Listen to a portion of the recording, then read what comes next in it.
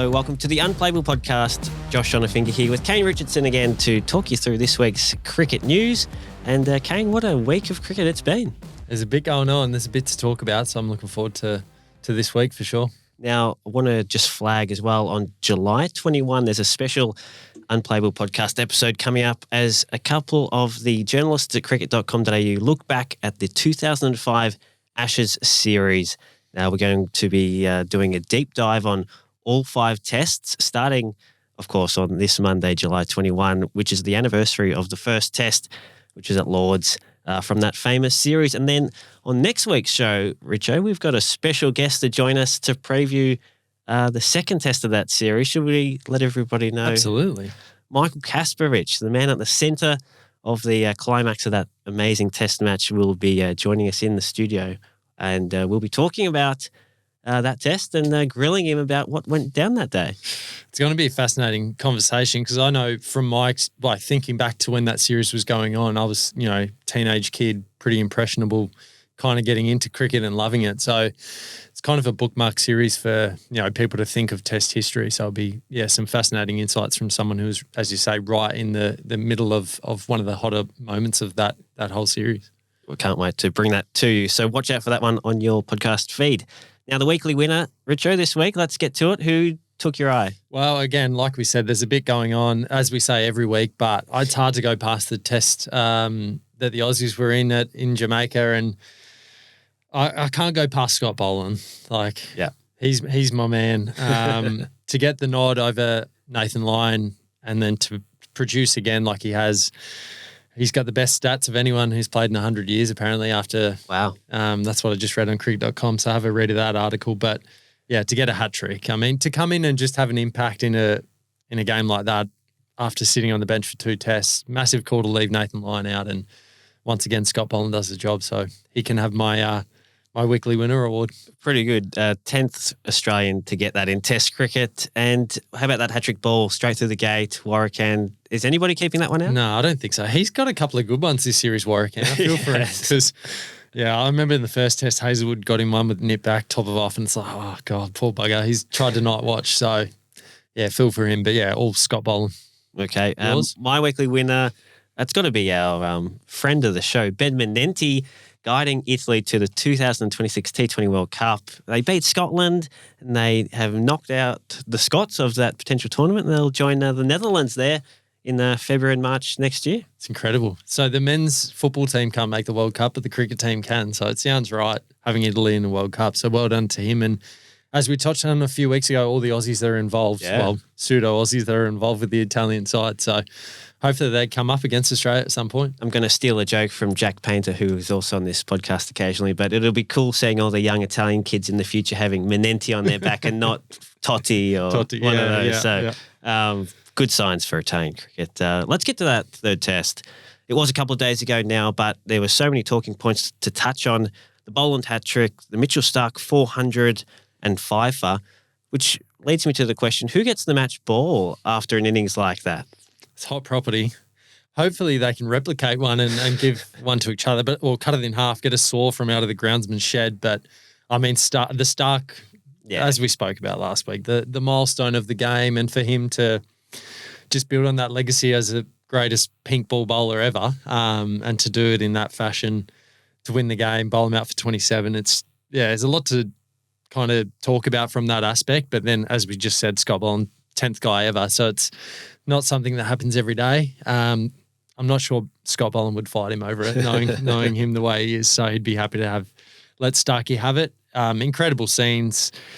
Just, as I said, vindicated the selectors' decision to leave Nathan Lyon out. And you could say he's been dropped, but it's not really that, is it? It's kind of managed, and he'll be straight back in next time, first game of the Ashes. So someone's going to be unlucky to miss out, and it's probably going to be Scott Boland. But, incredible viewing, seeing those guys go to work like that, and, just legacy building again for Mitchell-Starc. Is there any world in where ahead of the next Ashes series that those 5 bowlers could play together?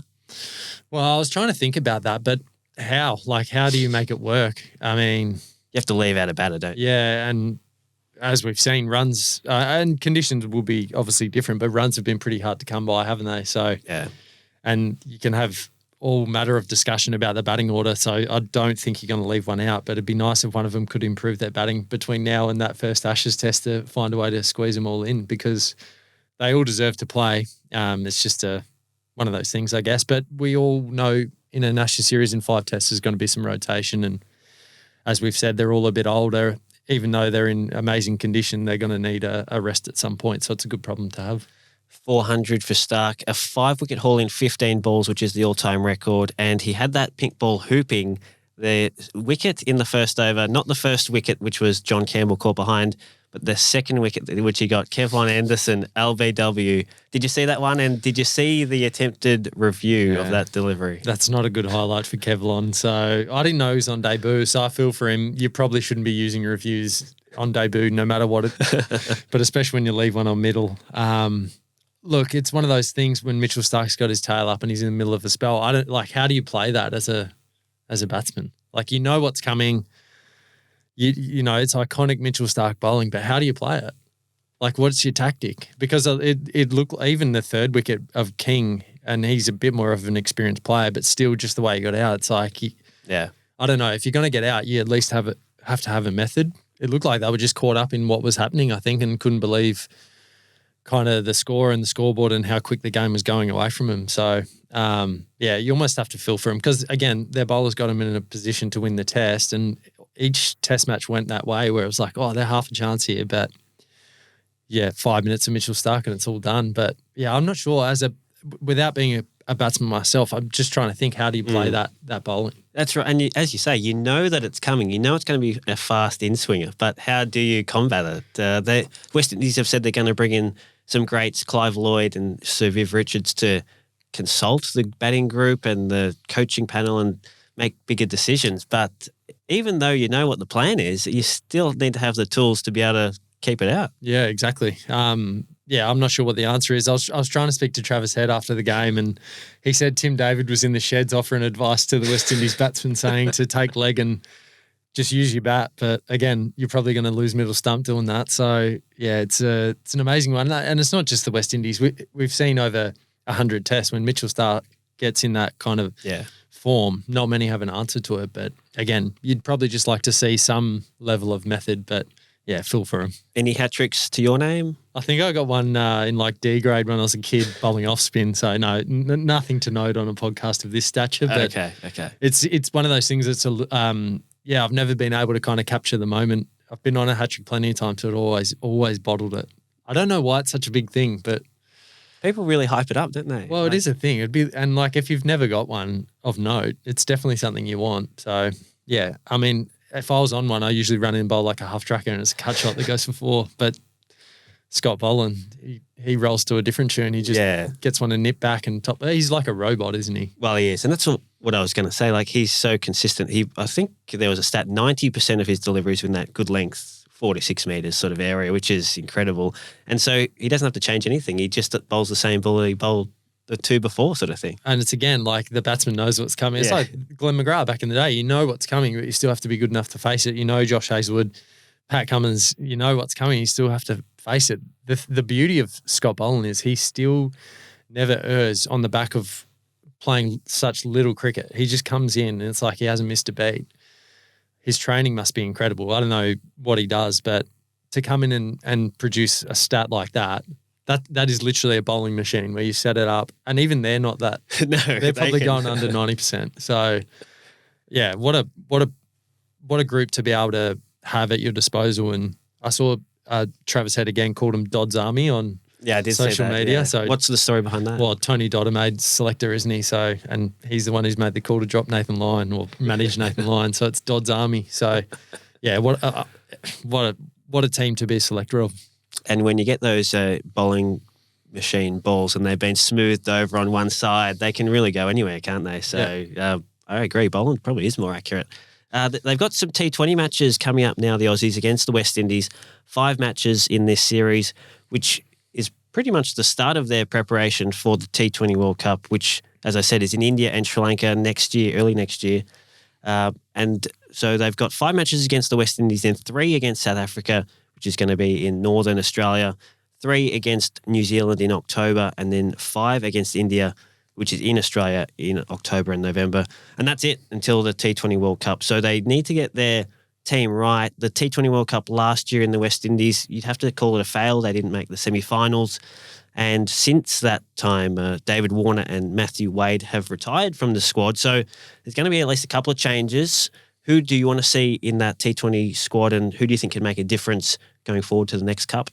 Well, yeah, like you said, there's a little bit of content, but it will come pretty quick, that World Cup. Once the kind of for those white ball guys, the big bash comes and goes, and then all of a sudden you're into it. So, yeah, I think as we spoke about with the gap now between Test series and the Ashes, kind of all cricket matters for everyone in the country. You got guys vying for, Test selection, and now we've got a World Cup coming up. So it's an exciting time to be involved.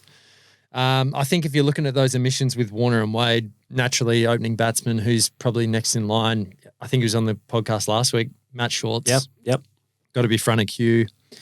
But then there's guys, and we've seen it in the past where guys dominate Big Bash opening the batting, but then they've gone into the Australian team and probably played a different role. So it'd be nice to see someone who's excelled at that role, opening the batting, not just in the Big Bash, someone who's done it around the world, and Matt Short's ticking that box. Yep. Okay. And he has in the last few years, hasn't he? And then, Wade was kind of the finisher.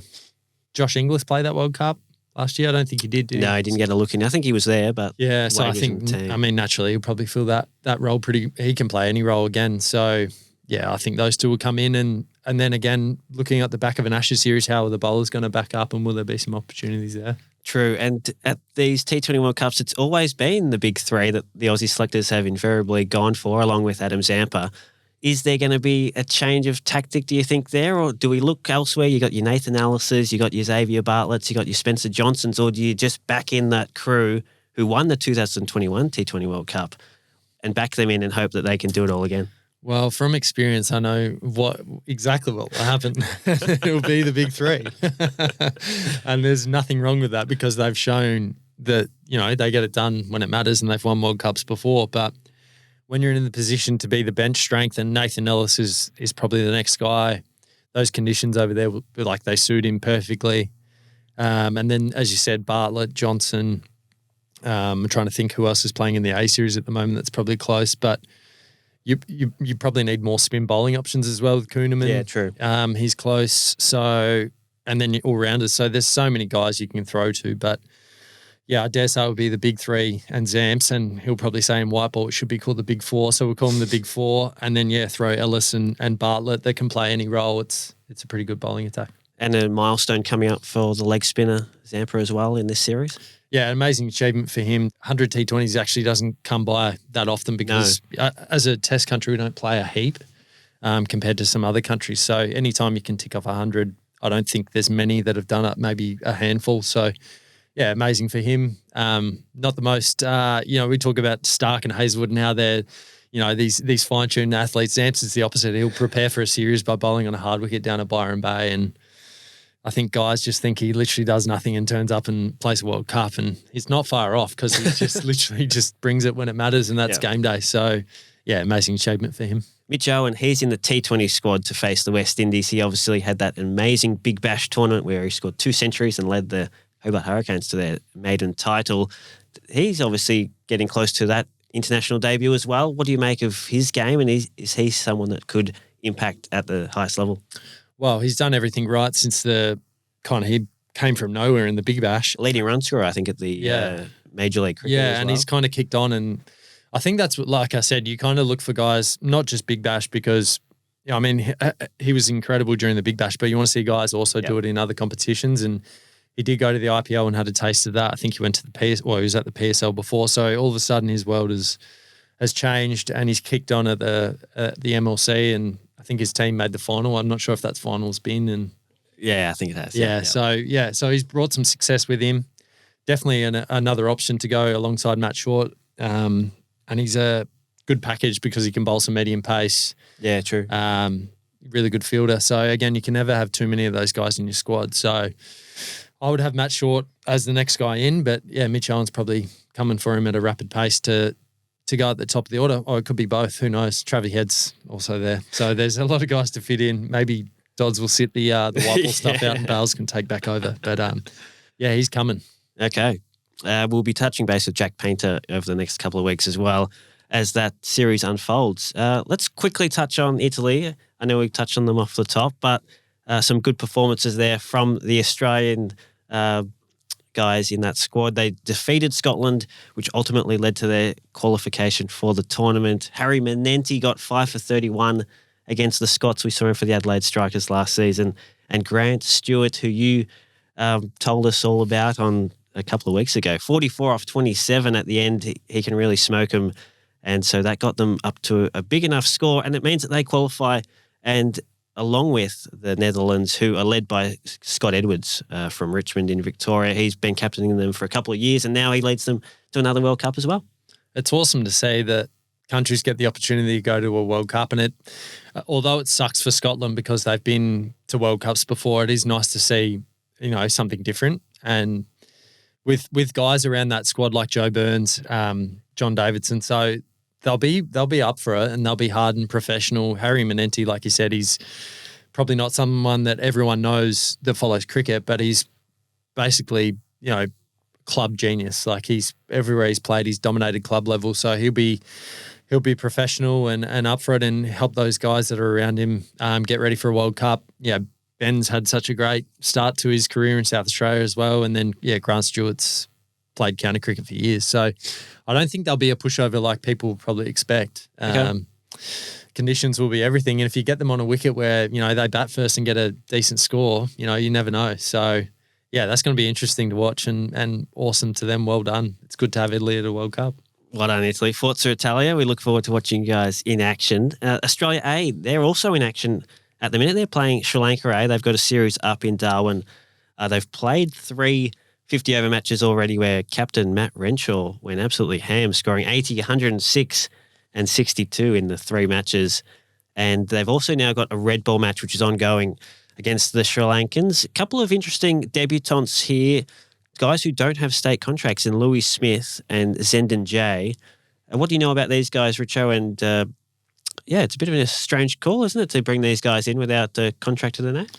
Yeah, it is, especially, I don't know anything about Louis Smith at all. He's a 19-year-old. So it's interesting because it's July, and usually when you've got these series coming up in the middle of winter, you're picking guys who have been in the state system and have been building up for the past, I don't know, since April, really, since they got back from holidays. So maybe he knew back in April that he's going to get an opportunity. But it's interesting. It can't hurt to have as many guys exposed as possible. And Zendon J, I have seen him at Queensland training quite a bit. He played, I think, some second 11 stuff last year, so he's around the mark for Queensland selection, and he's a good operator. So Can never have too many left arm orthos as well. I know that's been a topic of discussion for Australia going forward when they go to subcontinent series to have as many options as possible. But I guess it's one of those things when you put content in July, you've got players over in England, which I know they've spoken about that they didn't consider flying back. And then you've got states who, tailor programs. Basically, every state has control of their players if they're state contracted, and it's really up to them to work in with CA. And I know back in the day we used to have the academy where we'd all go up to Brisbane and train for the whole winter, but that doesn't happen anymore because states almost value their programs as highly as that and want to have ownership of their players, because at the end of the day, that's your asset is this 19-year-old kid or.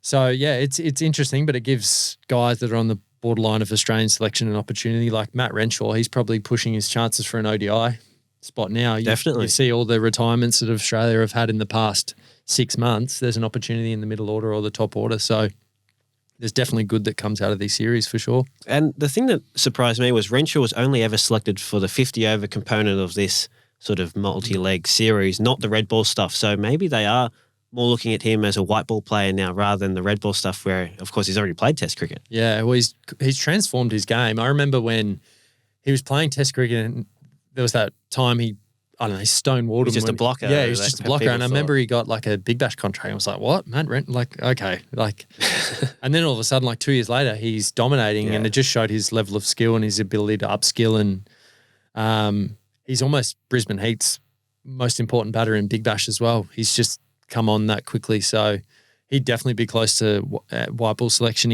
I think he's made some massive scores for Queensland over the years in List A cricket as well. So he's done everything right. And he's so durable. He can bat anywhere in the order, adapts, plays spin well. So I definitely think he'd be a chance for ODIs coming up. A couple of good performances with the bat from Nathan McSweeney and Jason Sanger as well, the South Australian duo there. So look out for them. And Sam Elliott, the fast bowler from Victoria, took 5 for 14 in the first one-day against Sri Lanka. So some good performances being put together there. Richo, Australia A, you've played a bit for Australia A, haven't you, over the years? Yeah, a lot. In Darwin, actually. Brings back some memories. Yeah, we had a few tri-series up there, I reckon, over the years and stuff like that. I think we played India and South Africa maybe back in the day, and they were basically full-strength A's. And there was tours that got picked off the back of them. So, yeah, this probably is not the same in terms of there's not an upcoming tour that they're going to pick immediately from. But any time you get to put an Australian kid on, it's a pretty nice feeling. Were you there for that series where Phil Hughes hit 200 in the one-day game at in Darwin? Yeah, that was in Darwin. Yeah, that was that series that I'm talking about. Even South Africa, then I think Rabada was literally out of the Under-19 World Cup straight into the A series. And who did India have? They had Hardik Pandya, Sanju Samson, so many guys that went on to play international cricket. But yeah, it was like I said with the academy, it was a different. Countries used it differently back then. It was almost like literally your second best available team, and it was everyone going at it trying to get picked for their country. So yeah, I remember Hughesy. I remember a game I think we played one in Townsville where we got bowled out by India A for like 40. And it was like a 9 a.m. start in Townsville, and the ball's just hooping around everywhere. It's just one of those things. Like A cricket's incredible. Like stuff just happens like that. It's not your run of the mill, white ball cricket. So yeah, it's great fun. I did a little bit of digging on your stats there. 4 for 37 in a red ball Australia A game against India A in 2016. There you go. It was actually a day pink ball game. Oh, okay. Yeah, right. But yeah, it was a pink ball, but it wasn't. Yeah, it was a day game. Don't know why. Right. So does that mean you were sort of close to an Australian red ball selection? Must have been close to the pink ball team. No, I think again it was opportunity that came up on the back of the white ball stuff before, and there was an opportunity to play. But yeah, there you go. I was in the second best Australian Test team once. The domestic fixtures have been announced for the summer. 4 Sheffield Shield matches will be available before the Ashes. They start on October 4th. And we've also got the fixtures for the WNCL and the Spring Challenge, and the Dean Jones Trophy will actually kick off the cricket for the summer on September 16. So not too far away. That's New South Wales against Tassie at Cricket Central. All the fixtures can be found on cricket.com.au. Just how much importance do you think these Sheffield Shield rounds will hold, or do the selectors sort of know where they're going to go?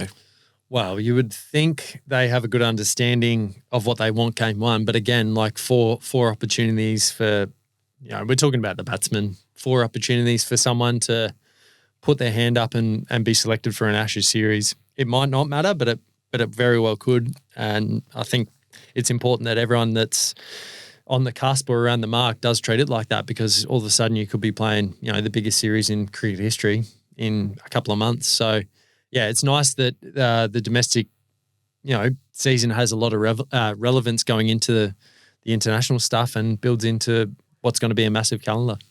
I guess we better touch on their opponents then. England, they defeated India by 22 runs at Lord's in a thrilling finish. Ravindra Jadeja, he was almost the star for India. He couldn't quite get them over the line on that final day. Mohammad Siraj, now his wicket to finish off the match, facing against Shoaib Bashir. He blocked it off the back foot. He didn't watch where the ball went, and it just spun around his legs and onto the stumps. Comical stuff, really. But an unforgettable finish to that Test match.